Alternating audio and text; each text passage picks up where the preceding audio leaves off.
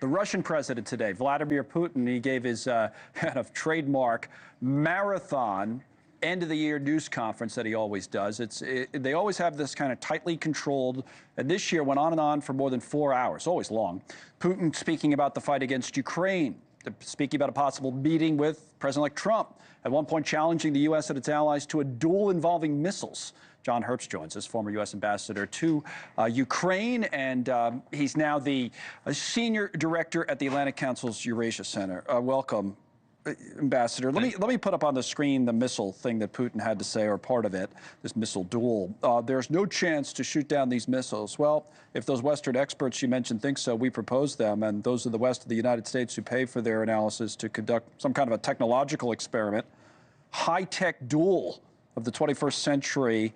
Let them name some subject, let's say in Kyiv, and concentrate all their defense and missile defense forces there, and we'll hit them and and see what happens there. So I mean, I don't know what he's talking about. What do you think he's talking about? He's bragging about weapons which are not nearly as able as he describes them.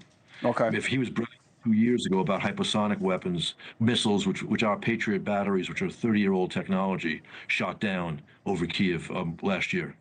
Okay, now the Trump stuff. He said he's ready to meet with Trump. So here's the translation on that. What I could offer to tell the president-elect when we meet, well, first of all, I don't know when we will meet because he doesn't say anything about it. I haven't spoken to him for more than 4 years, says Putin. I'm ready for it, of course, at any time, and I'll be ready for a meeting if he wants it. So he didn't, it's interesting, he made the point to say he hasn't spoken to Trump for 4 years.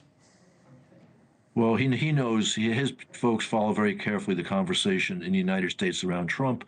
They know the allegations in the book by Woodward, so this is a reference to that. He's trying to please Trump on something of no great importance in order to have Trump do what Putin wants on issues of great importance to Putin's aggressive designs. Now, the real question from this, so that's out of the way, is what's going to happen in Ukraine when Trump does come in, right?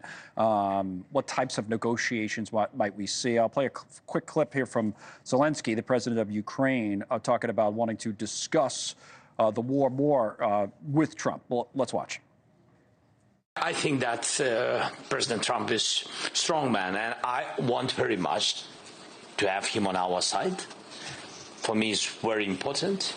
I want to discuss with him more details about this war. I think it's very important because he was not in this war, because he was not the president. It's understandable. And I want to share with him more details. I want to share with him more details. I want him to understand what's really going on because he wasn't the president when it started. What type of position is Zelenskyy in with Trump, do you think? Well, Trump has said that he has a good relationship with Zelenskyy. He's also said he has a good relationship with Putin. And we do know that Zelenskyy was very skillful in handling the whole issue of Trump's impeachment, which was related to what Trump called the perfect phone call he had with Zelenskyy in the summer of 2019.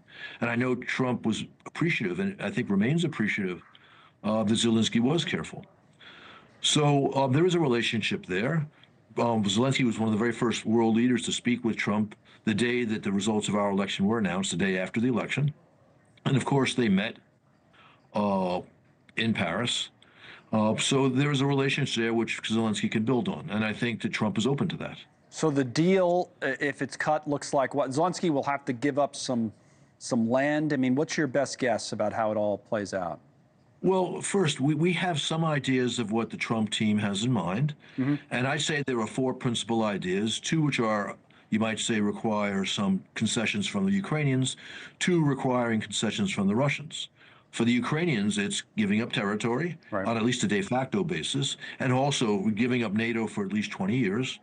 For the Russians, it's having a demilitarized zone where you have European peace enforcers, and also arming Ukraine to the teeth to deter future Russian aggression. Zelenskyy has demonstrated a willingness to compromise. He says he's willing to consider a territorial compromise. Well, Putin in his press conference today said he's willing to compromise. He's not expressed any willingness on the 2 conditions that we know are not so easy for him. Right. So that remains to be seen. Yes. We'll see. Thank you, Ambassador, as always, for your expertise on this issue. Ambassador Herbst with us.